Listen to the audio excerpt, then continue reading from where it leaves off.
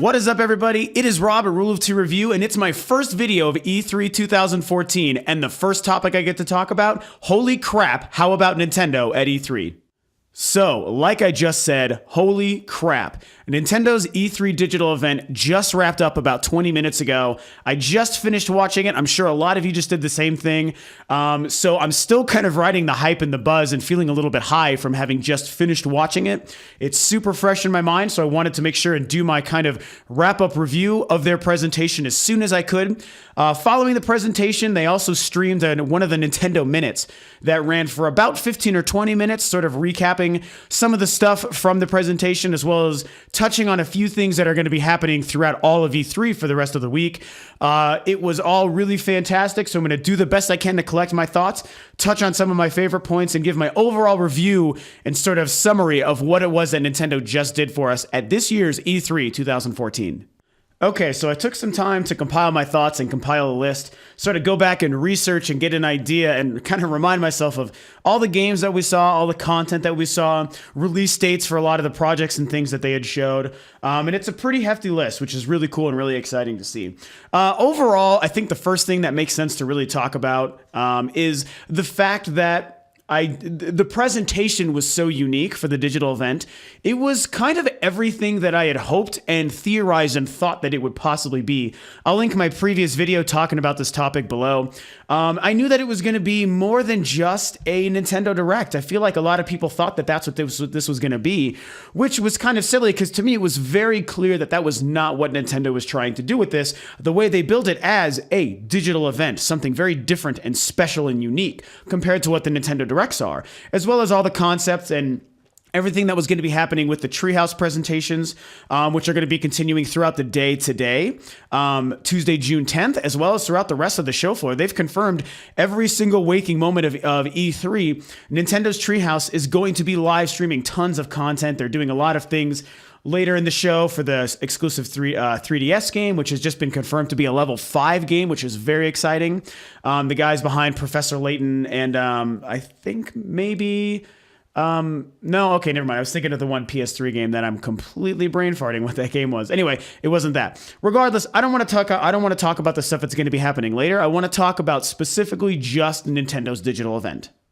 Also, excuse the lack of game footage, since this is kind of just about the E3 stuff that I'll be making all these videos about. There's no sense in really showing gameplay footage, so you're going to get just a static E3 photo, and I'm just going to be giving my commentary and my review and stuff. So you can just sort of listen to me kind of like a podcast for today, or for the week, I should say. No gameplay footage that's going to be coming. So ultimately, my feelings on the digital event, I can't help but say I thought it was fan-freaking-tastic. It was awesome. I loved it so much. So well done. Bravo, Nintendo. The presentation, the execution, and the content were all absolutely fantastic. The one negative thing that I'm going to say before I move on to all the positives is it did sort of lack a stinger. They certainly tried to have a stinger with the whole reveal of Palutena for the Smash Brothers at the very end, which was amazing. That was fantastic news. I loved that game, Kid Icarus Uprising. I love the character. She's going to be great for Smash Brothers. She looked fantastic. So that was wonderful. But it didn't have as much of, I think, a punch as we all wanted because it wasn't really something brand new. It wasn't a brand new game. That was, however, followed up with a little 40-second, minute-long presentation by Miyamoto talking about his upcoming gamepad-related projects he's going to be doing. And I'm going to reveal what the main one of those was just revealed to be later on in this review. And so those two things were excellent, but it would have been nice if it was an official whole brand new trailer for a brand new game. So it's kind of too bad that wasn't that. That being said, it still was pretty cool. So even the most disappointing moment of their digital event was pretty much awesome at the end of the day. So, I'm going to talk about the content in the games in a minute as well. But I have to, again, trying to give my initial impressions and feeling on what they did today, just with the initial digital event, the hour-long digital event they just did. I mean, it was great. It was amazing. Yes, I'm a Nintendo fan. I'm a hardcore Nintendo fan. You can call me a fanboy, and I'm okay with that. So you can say that maybe I'm a little biased, but I'm approaching everything here as completely objective as possible. And even as a non-Nintendo fan, I feel like what they did was just amazing. It was really fun. It kind of showed that the idea of doing this kind of presentation for E3, I think when it's done right, is perfect. And I really do think that it could become adopted and become the future for all of E3 and all of the press conferences over the next several years. I don't think it's going to like next year everyone will do this, but I think it'll be a slow rollout while people start to do it more and more. And anyway, I'm going to talk about that as a larger conversation when I review E3 as a whole at the end of the week, once the whole show is concluded. So I won't get too much more into that.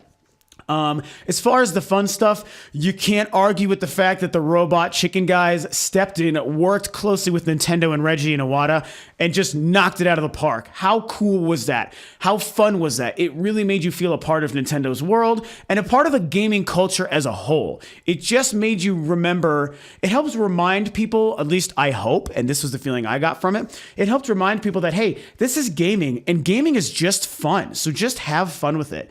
You know, that's exactly what it was supposed to be, and that was just so well handled and so well executed. I really loved what they did with this digital event. The other thing that I thought was fantastic is the presentation for new games and new projects. I way prefer this to the way it's kind of handled on, live stage presences, stage conferences with, hundreds of people thousands of people in the room.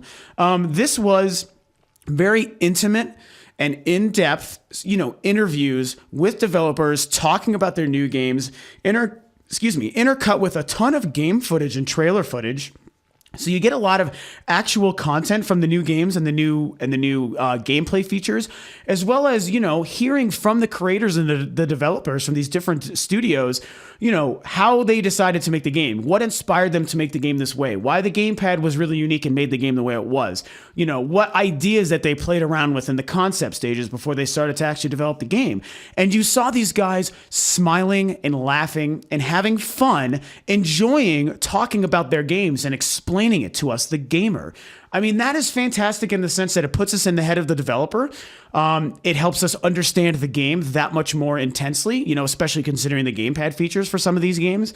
And it just made us, and it was also entertaining. Like it wasn't boring at all. It was really cool to hear this, and it's just I just think it's a way better, more immersive way to present the games and the concepts for new games to us. And I do think it's the kind of thing that isn't really possible on a stage floor the way, we maybe thought that it could be.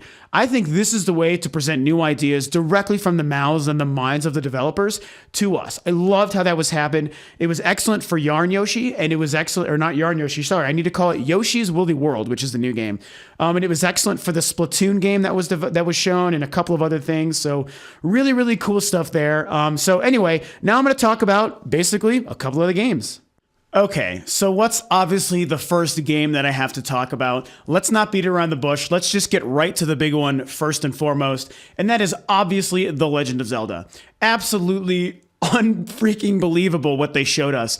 And in a few different ways, I love the presentation in the introduction where we were just talking to Enuma, who's been the director on the last several console Zelda games, and he was discussing how he's trying to reinvigorate the series, find new formulas for exploration, dungeon gameplay, puzzle gameplay, what it means to play in a Zelda world, especially on the consoles, as the 3D Zelda worlds and games just got bigger and bigger as the hardware progressed. So that was interesting, and we were like listening to him and waiting with bated breath to see whatever they were maybe going to show to us.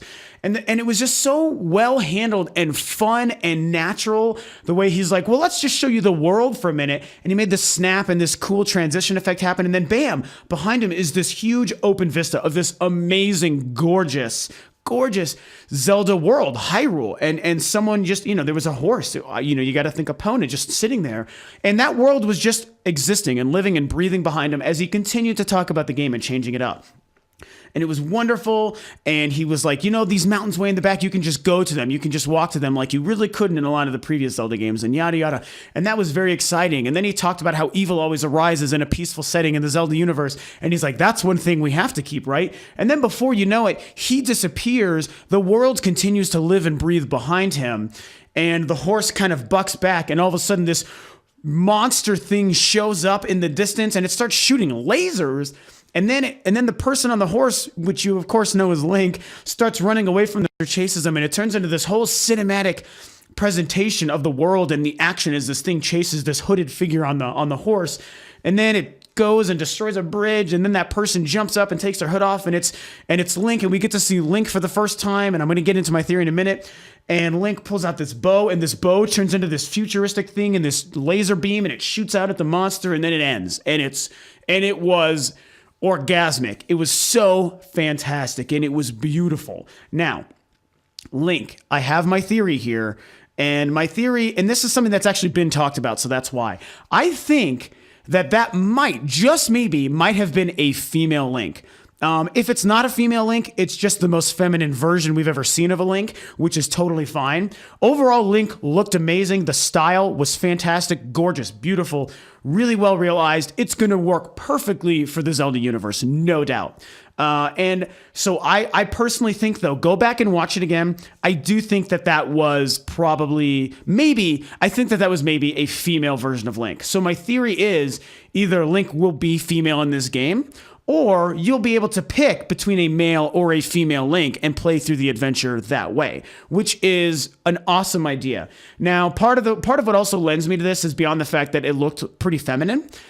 Is the fact that it was mentioned early on in the year when Aonuma and Nintendo were talking about, how the new Zelda will try to change up the formula and do all these brand new things. They talked about changing the dungeon exploration and stuff, a lot of the things that A Link Between Worlds first put in place. They did mention changing up things like Link's gender. And that was just a very nonchalant comment made in passing. But I always remembered that, and I'm sure a lot of Zelda fans and gamers probably also noticed it. So I think that combined with the Link that we saw today makes me wonder if Link is female or there will be a female option for Link in this new Zelda. So it was interesting how we didn't really get an actual trailer. I don't know how much more we're going to see of Zelda this year. But you know what? Even if we don't see anything else, what we saw was so well handled, well presented, and just badass looking that I'm okay with it. So we're going to have to wait over the next couple days and kind of see if there's anything more that they can show us or tell us about the new Zelda, or if that's going to be it. But regardless, what we saw was fantastic. So hell yeah to more Zelda.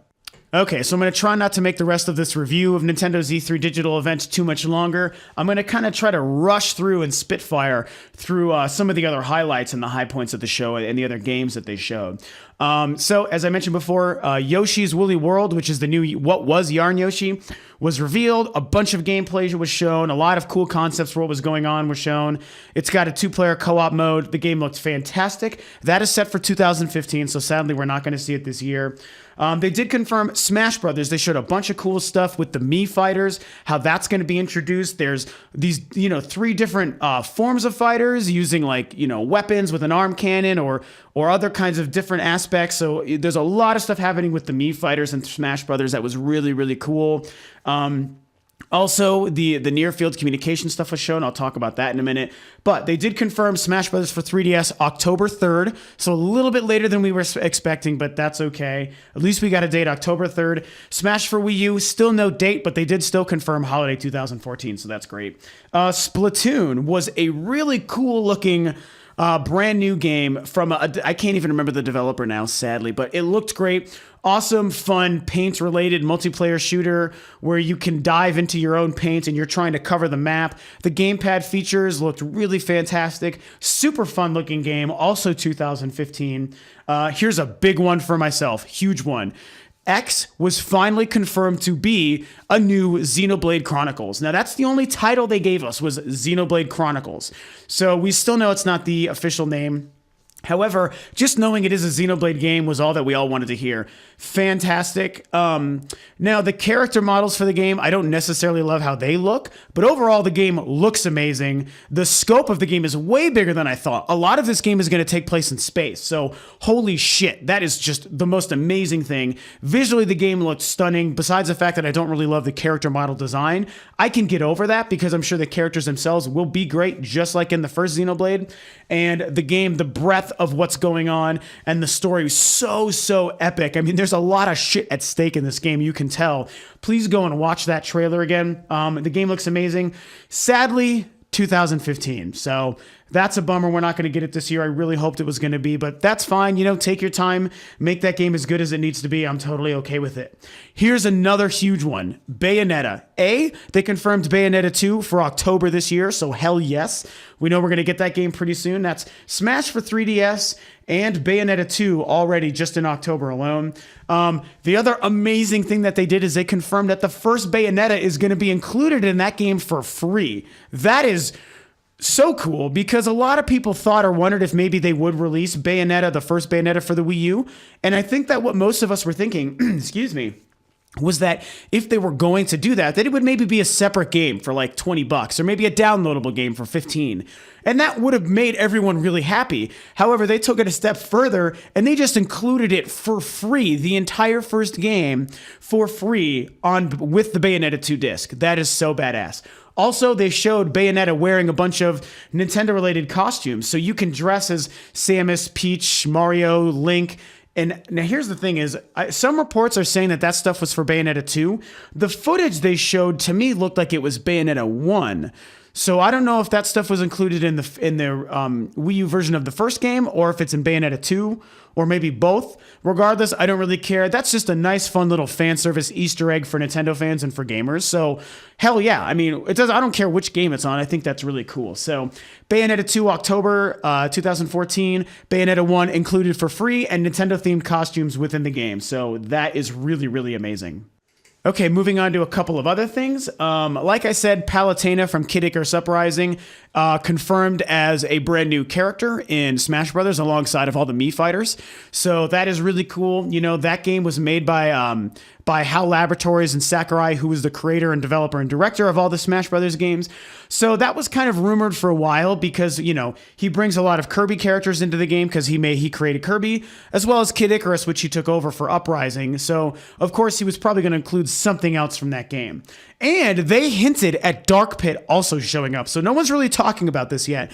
There was a great animated Japanese anime style animated fight between Pit and Link that introduced Palutena, and then of course hinted at Dark Pit at the end of it. So that's really cool. I really liked Kid Icarus Uprising, so I'm really excited to see that happen. Mario Maker, which is a really cool gamepad-oriented Mario level editor for the Wii U, was also shown. That looks like a lot of fun. It's kind of like bringing some of the little Big Planet kind of game editing ideas into the Mario universe and Nintendo universe, and you're going to use the gamepad to do that. You can convert the graphic style to a really pretty next-gen kind of HD-looking thing. That was really super sweet. That was confirmed for 2015. Very cool. Mario Party 10, they didn't really touch on at the event, but that was showed in the Nintendo Minute afterwards, or talked about, I should say. So we don't really know a lot of information other than that there's a Bowser's Party idea to this, where Bowser is kind of the star of the game. So I haven't liked Mario Party too much in the last several years, but it's a big deal. So for anyone who's a fan, that's probably going to be a very hot title, and I'm sure it's going to be really good. So that was also confirmed for 2015. Captain Toad Treasure Tracker. This was a really neat surprise.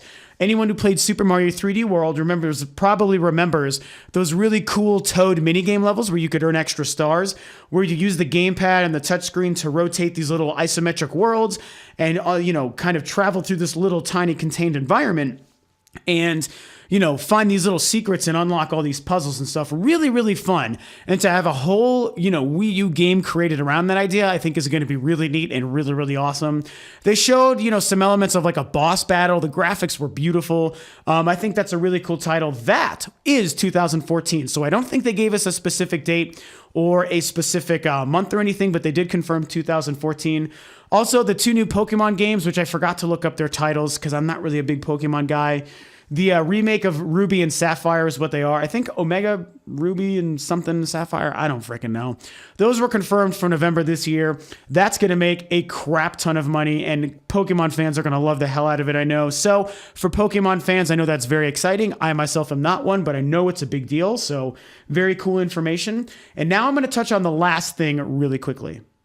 Okay, so there's actually two more things I need to talk about. I lied. First, let me talk about the Amiibos. So the Amiibo is basically Nintendo's initiative with the near field communication that is included in every gamepad with the Wii U, and that was talked about, I think, in their first unveiling of the Wii U, either 2011 or 2012 when they talked about it. They discussed that the system and the gamepad has the capability. We haven't seen anything about it until now. They finally confirmed and showed off the figures. Bill Trennan from Nintendo had a Treehouse presentation after the digital event where he talked about it a little bit more. And it's going to be pretty darn cool. I'm not like blown away, like chomping at the bit excited for this, but I think it's a neat, fun addition. I'm definitely going to be getting some of these figures and taking advantage of it for sure. So it's basically all these Nintendo figures. They've confirmed that they're going to work for Smash Brothers for the Wii U. They've confirmed that they're going to work for Mario Kart 8. And then a couple of other games they've talked about down the road, like Yoshi and what else? There's another one. Shoot, I can't even remember now. They've confirmed all sorts of games that they're going to try to take advantage of this technology. What's cool is when talking about it for Smash Brothers, they mentioned how you can create your own customizable moves and train your fighter for any individual character in Smash Brothers for Wii U in specific ways, and you can load them onto that character's figure for an amiibo, and then you can take that to any other one person's Wii U, and you create your own version of that fighter. So your own Link, your own Samus, your own Kirby, whatever. Even though someone else may have their own Kirby figure, their Kirby is going to be different than your Kirby based on how you build that Kirby. And you can take that character to any version of Smash Brothers you want. So that is a really, really neat idea because it makes them unique. And how they're going to include that in Mario Kart down the road, I don't know, but I'm sure we're going to get DLC for Mario Kart 8, so it's going to be really exciting to see how they include that. I think that the Amiibo, that is actually a really weird word to say. I think that the Amiibo concept is going to be pretty cool. I think it's going to be very successful. I think people are going to like it, and I think it's going to be pretty darn cool. Okay, and the other final thing that I need to talk about was only kind of really included in the digital event, but it was more so afterwards. So Miyamoto had confirmed that there's 3 different projects that he's working on coming into E3 this year.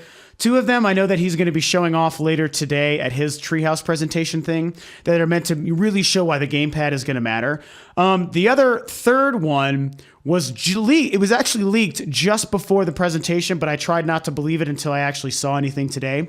And that is a big one. That is a doozy. That is the one and only Star Fox. Confirmed. That game is coming to the Wii U in 2015, and Miyamoto is heading the project using the gamepad. Fucking badass. That is amazing news.